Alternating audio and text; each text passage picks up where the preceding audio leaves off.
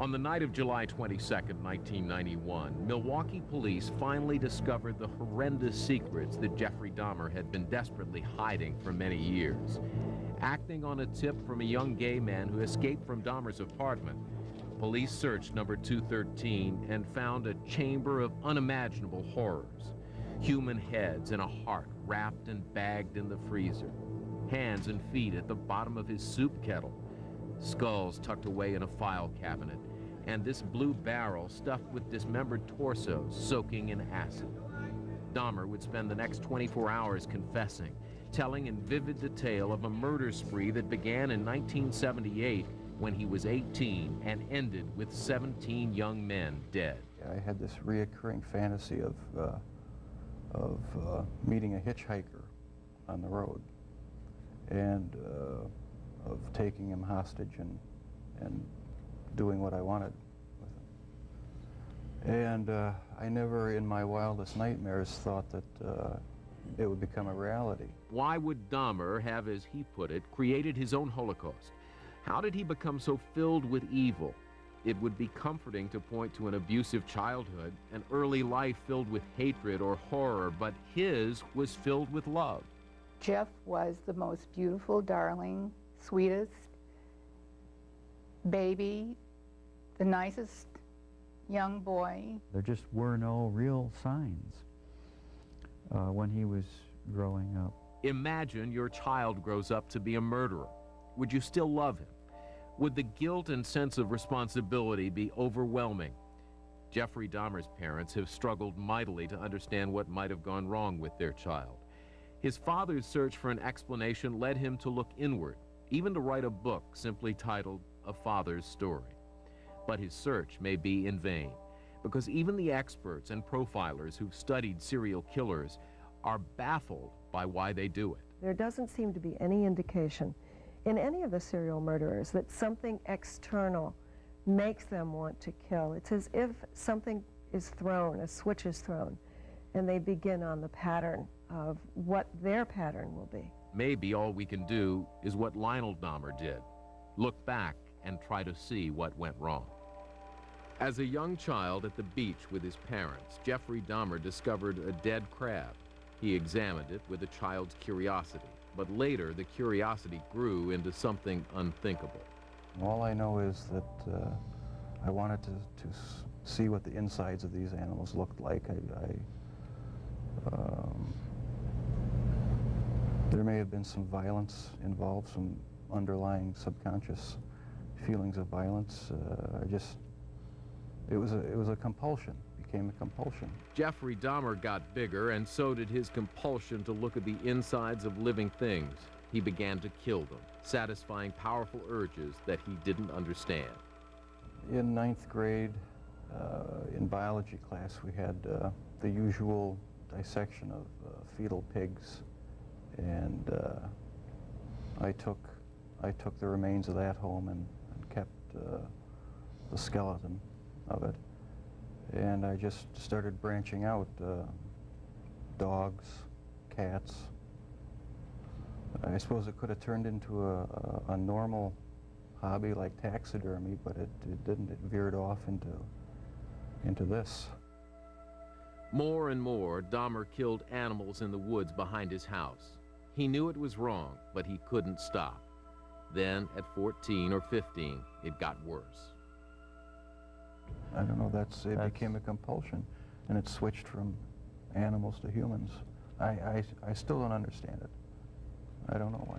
If your fantasy life as a teenager includes killing, who do you tell?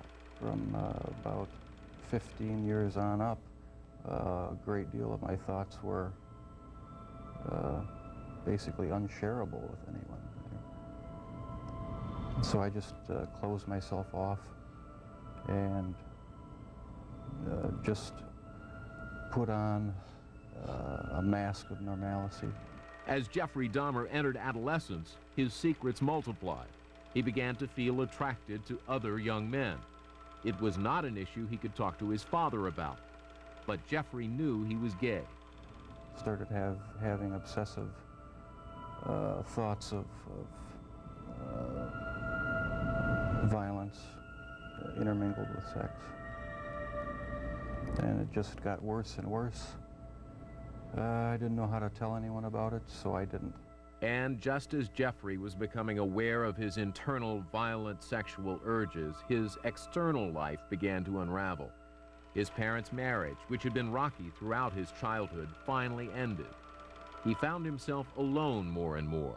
And then one night, while his mother was away on a trip and his father newly moved into a motel down the street, a fantasy Jeffrey had been having for years came true, and the killing began. I was 18 years old, driving home. I saw this hitchhiker about a mile from my house, and he caught my eye. I drove past him, thought to myself, should I stop and pick him up, or should I just keep on going? I wish I just kept on going, but I didn't. I turned around, picked him up, and that's when the nightmare became a reality. It just seemed so bizarre to me that this obsession that I had been thinking about and wanting, just all the parts are there, and they make it possible to make it happen. Just at the time when it could happen, when there's nobody at the house for 2 weeks. After the first time he murdered, Dahmer says that he tried to get control of himself, and for 6 years he did not kill again. In 1984, he found himself living in Milwaukee, frequenting gay bars, when the violent sexual urges overcame him again. I met this guy at one of the bars, downtown Milwaukee bars. We went back to the hotel, just planning on getting drunk. I had put some sleeping pills in his drink to render him unconscious, and was just going to spend the night with him. When I woke up in the morning, my forearms were bruised, and his chest was bruised, and blood was coming out of his mouth.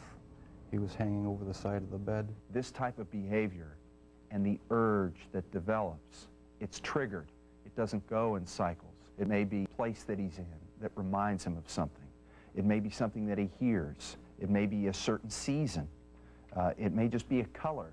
It's intimately connected with memory and previous experiences and something that goes on at an unconscious level. Whatever it was, it came over Dahmer almost like a dream. I have no memory of beating him to death, but I must have. And that's when it all started again. I had no intention of hurting him at all. How could Dahmer not remember? It's hard for a normal person to imagine, but Dr. Helen Morrison believes that the brain functioning of serial murderers is unique.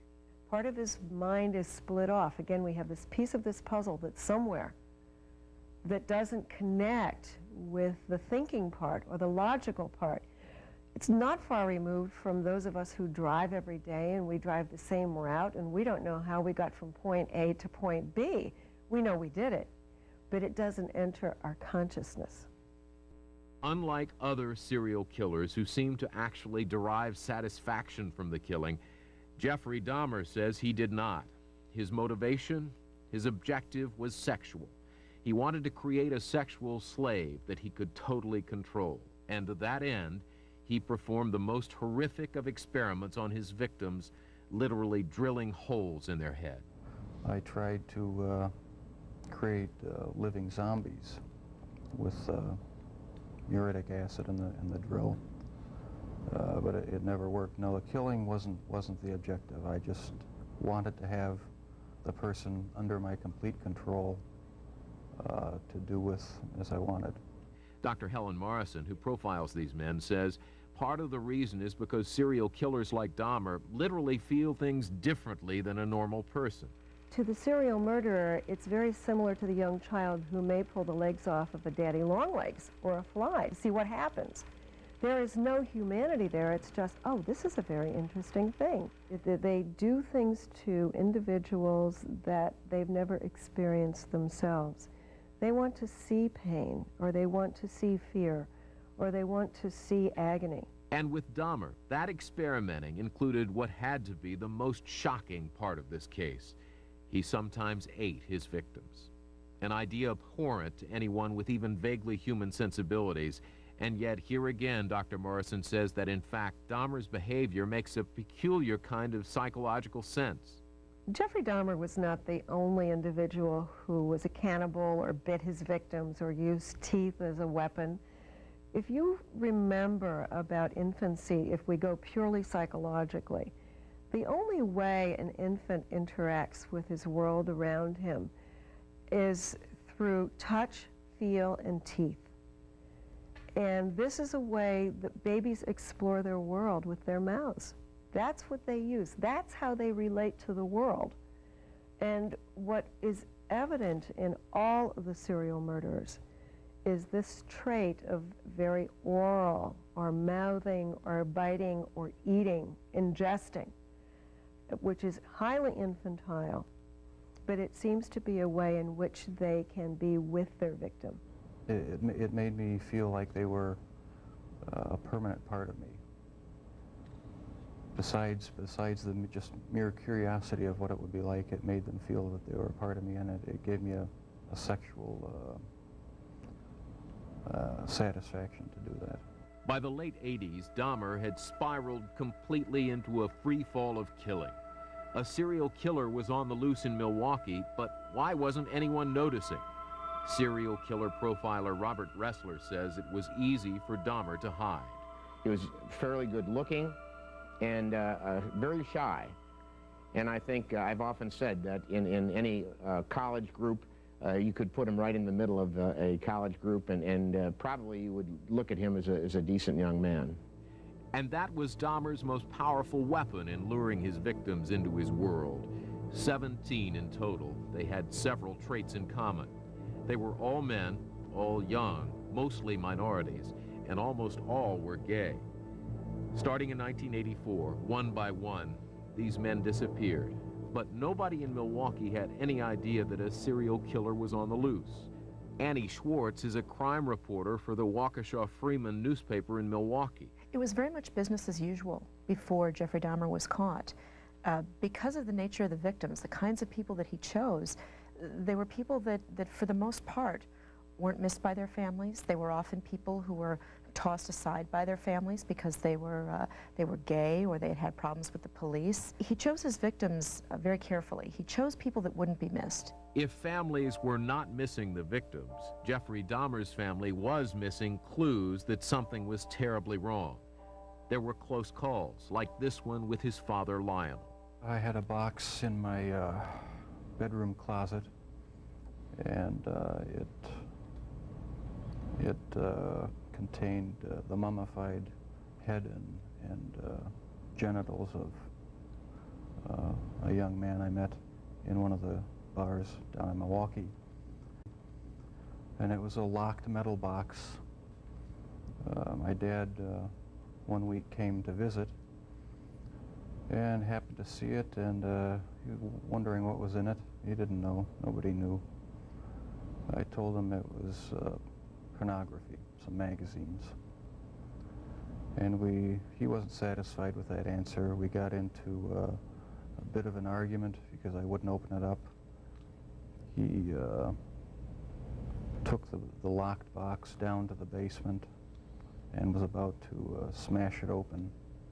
But I came back in the house. We reconciled. The reconciliation with his father would mean the lies would go on and that Jeffrey Dahmer would continue to hunt down victims in the gay bars of Milwaukee and kill them.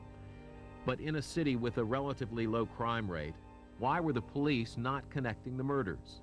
Dahmer's seeming normality helped him hide his reign of terror. People like Dahmer can get away with this easier because law enforcement does not recognize him for what he is. They're looking for somebody who's dragging their knuckles on the pavement and baying at the moon with hair in their face. They're not looking for Mr. Nice Guy, the quiet young man living in the neighborhood. But there may have been something more to why the murders went unnoticed. Okay, hi, I'm on 25th and State, And this is young man, he is butt naked, he has been beaten up, he is very bruised up. He can't stand, he's study fall out, he is butt naked, he has no clothes on, he was really hurt. And I ain't got no quarter on him, I just seen him, and he needs some help. Where is he at? On 25th and State, the corner of 25th and State. He's just on the corner at the street? Yeah, he in the middle of the street, he fell out. We trying to help him, some people trying to help him. Okay, and he's unconscious right now? He getting him up, but he is bruised up. Somebody must have jumped on him and stripped him or whatever. The call is about this young man, Conorak Synthesin phone. The voice is that of a neighbor, Glenda Cleveland, who spotted the young man trying to escape Jeffrey Dahmer's apartment. Dahmer had already tried to perform his crude sex zombie experiment on the 14-year-old, drilling a hole in his head and pouring in acid. Drugged, bleeding, dazed, the young man had somehow managed to get away from Dahmer and yell for help. The police did come. Jeffrey Dahmer told the police that Synthesin phone was his 19-year-old lover with whom he'd been quarreling. The police went into Dahmer's apartment, saw nothing amiss, and returned the boy. The police then radioed back to the station, joking about what they had seen. The intoxicated Asian naked male was returned to his sober boyfriend. My partner's going to get deloused at the station. A month later, when Jeffrey Dahmer was arrested, he admitted to killing Synthesin phone shortly after police left. The death would cost the two police officers their jobs and would force the entire city to look inward at attitudes and treatment of minorities and gays. There would be candlelight vigils and city-decreed days of healing, but Jeffrey Dahmer would leave a black mark on Milwaukee. The place where Dahmer's apartment building stood was raised and put a playground in. Raised all kinds of money from the community, and no one in the community wanted to use this playground because they said it was the devil's playground. I think that the city of Milwaukee, at the end of the Jeffrey Dahmer case, was left with the unfortunate realization that it can happen here. It being whatever horrific thing that you see on the news that you think happens in other places and to other people. There was the sad realization for people that live in the city of Milwaukee that it could and did happen here. But of course, the deepest scars would be reserved for the victims' families and the family of the murderer. Never, Jeffrey! Jeffrey! I hate you! Jeffrey's out of control! Don't with me, Jeffrey! I'll kill you! Look at me, You took my mother's oldest grandchild from her, and for that I can never forgive you. I hope you can deal with what you've done. The families of Jeffrey Dahmer's victims had their day in court and an opportunity to address him. Jeffrey Dahmer sat motionless throughout. His father, Lionel, sat behind him. Jeffrey's crimes had been a terrible shock for him, so much so that for the first 24 hours after he learned of them, he didn't believe Jeffrey's confession.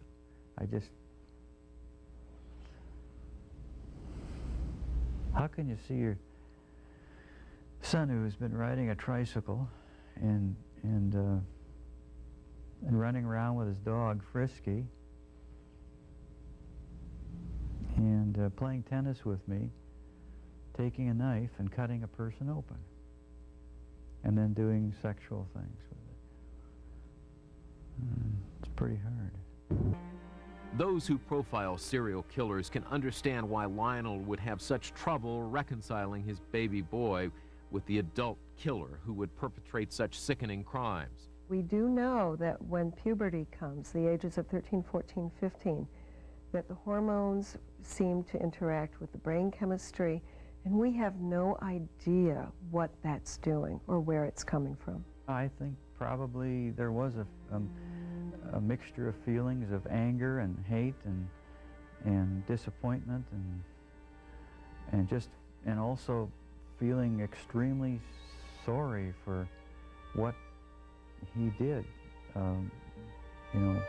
Felt very sorry for victims and their families and also for Jeff, the terrible waste. Both Lionel Dahmer and Joyce Flint, Jeffrey's mother, struggled to find a way to support their son in the face of his crimes, a brutal task for any parent to endure. There's something or things so deeply locked up in his mind that even he doesn't know what's going on. And therefore, I have to hug him. It's almost like I don't have a right to mourn or grieve, because there are all these families who will never, ever speak to their children again. By all accounts, Jeffrey Dahmer seemed to be relieved that he had been caught. He cooperated thoroughly with authorities and a battery of doctors and profilers who wanted to learn more about his behavior. What was uncontrollable about Jeffrey Dahmer was the urge. It was the urge he couldn't control. It was the craving he had to satisfy. And that's why when he killed because he couldn't satisfy the urge any other way and had to do it immediately. And this is something Dahmer seemed to know better than anyone. At his sentencing, he read a statement of apology for his crimes. Your Honor, it is over now. This has never been a case of trying to get free. I didn't ever want freedom. Frankly, I wanted death for myself. This was a case to tell the world that I did what I did not for reasons of hate. I hated no one. I knew I was sick or evil or both. Now I believe I was sick. I know how much harm I have caused. I tried to do the best I could after the arrest to make amends, but no matter what I did, I could not undo the terrible harm I have caused. I know I will be in prison for the rest of my life. The rest of Jeffrey Dahmer's life would last less than 2 years. In November of 1994, a fellow inmate of Dahmer's beat him to death. The killing occurred in a 20-minute period when the men were unguarded. Although Dahmer expressed repeated remorse for his actions, in the last interview he granted before his death, he made a stunning admission that he still had fantasies of killing. It never completely goes away. I'll probably have to live with it for the rest of my life. I wish it would go away. I wish there was some way to completely get rid of the compulsive thoughts, the feelings. It's not nearly so bad now that there's no avenues to actually act on it. But no, it never seems to go completely away.